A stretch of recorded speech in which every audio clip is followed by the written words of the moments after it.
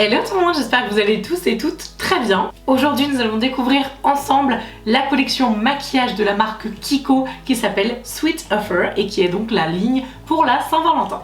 Je vous laisse vous abonner, si c'est pas encore fait ça vous prend une seconde et comme ça vous aurez toutes les notifs dès que je poste une nouvelle vidéo et on va découvrir la collection, c'est parti. Donc j'ai reçu en fait la collection, enfin une partie de la collection Sweet Offer, donc la collection Saint-Valentin de Kiko dans cette jolie petite boîte, imitation boîte en chocolat, j'ai trouvé ça trop mignon. Franchement c'est vraiment hyper chouette, j'ai trouvé ça génial. De toute façon l'idée de la gamme c'est voilà, tout en chocolat, les packaging, voilà, tout fait penser à des boîtes de chocolat qu'on pourrait offrir à la Saint-Valentin. Là du coup il n'y a que quelques produits par rapport à ce que j'ai utilisé donc dans le tuto qui va suivre, mais vraiment c'est une très jolie collection, visuellement elle me plaît énormément et donc je vais réaliser ce maquillage dans le tuto qui va suivre et je vous donnerai mon avis sur les produits en fin de vidéo. La boîte est absolument magnifique mais comme les packaging des produits vous allez voir c'est assez salissant. Bon, il y a toutes mes traces de doigts, je suis dégoûtée. Donc on va utiliser la palette qui s'appelle Guilty Pleasure, donc elle fait 12 grammes. On a 8 fards à paupières dedans et honnêtement elle est très jolie. C'est comme la boîte hein, avec les traces de doigts, là c'était vraiment pareil. Donc bon c'est très salissant mais ça reste vraiment très joli. Je dirais qu'on a 3 mats à l'intérieur, j'ai pas franchement l'impression qu'on ait beaucoup plus et le reste sont des irisés, des satinés.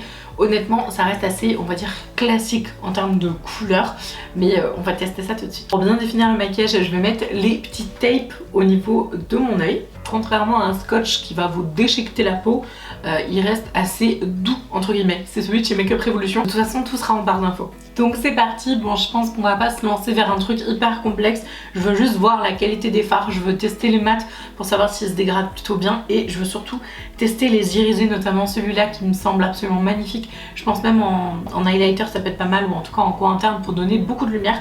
Donc on va tester tout ça. Je vais marquer le creux de la paupière avec le brun mat. C'est pas mal pigmenté quand même, je m'attendais un peu à moins. C'est pas non plus la folie mais bon, c'est hyper poudreux par contre. Honnêtement ça va quand même. Ok donc première étape finie, c'est plutôt pas mal. Je vais venir dégrader et ensuite je vais prendre une autre couleur pour voir ce que ça donne en coin interne. J'ai envie d'utiliser cette teinte là qui est un espèce de cuivré hyper lumineux. Franchement la couleur est magnifique, je l'ai swatchée, je la trouve trop belle. Donc je vais voir ce que ça donne, je vais remettre un tout petit peu de base pour que ça fasse popper la couleur et je vais l'appliquer au doigt. Ça reste quand même assez pigmenté franchement, j'espère vraiment que ça va bien rendre. Bon c'est pas mal mais franchement au doigt je m'attendais à que ce soit encore plus intense. Franchement j'avoue je suis un poil déçue quand même. Bon, ça reste joli, mais je m'attendais vraiment à que ce soit plus vibrant. On va retirer le truc, bon ça fait... Franchement, c'est pas du tout agréable quoi, au secours.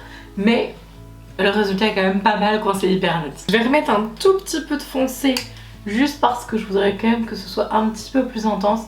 Je vais mettre au coin interne la super couleur et là franchement j'attends énormément d'elle. Je me dis que ça va être hyper pop. J'ai trop peur d'être déçue, je vous jure. Dis-moi que tu es lumineux toi. Pas mal. Honnêtement, allez, il rattrape le coup celui-là, franchement. On va mettre un petit peu sous le sourcil.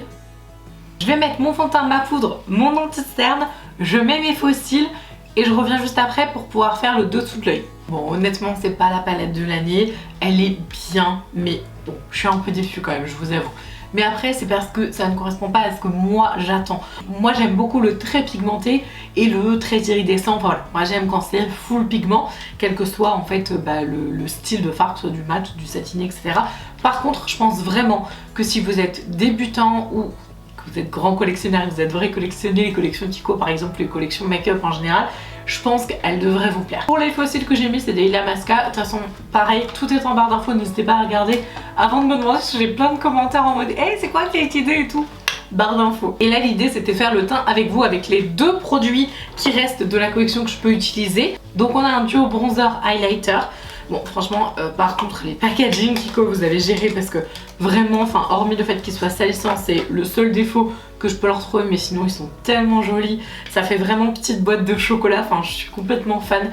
Donc le duo est vraiment très bien et je pense qu'il ira parfaitement avec ma carnation. Honnêtement niveau du teint chez Kiko, tout ce qui est blush, bronzer et tout, vous pouvez y aller les yeux fermés, ce sont des super produits et ils sont de très bonne qualité. Un petit peu peur avec les bronzers, j'y vais toujours avec parcimonie quand je connais pas le produit, parce que là ça a l'air d'être un bronzer pas mat du tout, donc avec une espèce de fini un peu satiné. Ça par contre c'est très pigmenté. Honnêtement c'est pas mal. Le bronzer il a l'air plutôt chouette. Le duo de blush, je pense que je vais mélanger les deux parce que j'aime bien en fait chez Kiko faire ça. Quand vous avez des fois des grandes palettes avec plein de couleurs, je mélange tout et je trouve que le rendu il est un peu unique et ça donne un beau relief. Surtout que là on a vraiment un mat, ouais, clairement il est mat, et un irisé satiné, donc je pense que ça va être sympa. C'est super pigmenté, par contre c'est très poudreux, j'en ai partout. Bon allez, on valide aussi le blush. Ça c'est un petit blush que je vais réutiliser quotidiennement, enfin le petit duo là, je le trouve vraiment bien. J'attends beaucoup de cet highlighter, vraiment. Vous savez, moi j'adore les highlighters. Je vais mettre un petit peu de spray fixateur pour faire ma technique, pour que ça rende encore plus intense. Et je vais utiliser mon Light Velvet de chez Make Up For Ever que j'aime énormément, il est génial. Je vous l'ai présenté dans mes favoris de l'année 2021. Je vous remets la vidéo juste là si ça vous intéresse de la regarder. C'est juste une bombe atomique ce produit.